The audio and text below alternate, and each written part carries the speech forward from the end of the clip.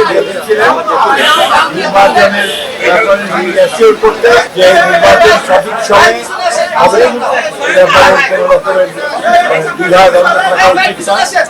আর recently যে ঘটনা ঘটেছে আমাদের যে ভগবান সাহেবকে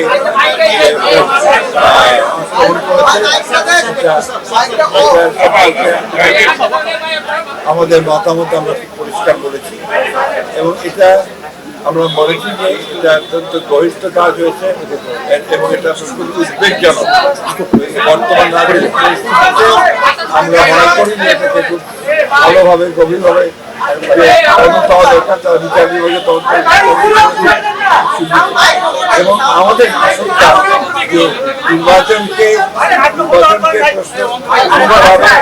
বিলম্বিত করার লক্ষ্যে এই ধরনের কিছু একটা শক্তি কাজ। ওয়ালটন এখন দেশের সীমানা পেরিয়ে পৌঁছে গিয়েছে 50টিরও বেশি দেশে। ওয়ালটন, ঘরে ঘরে বিশ্বজুড়ে।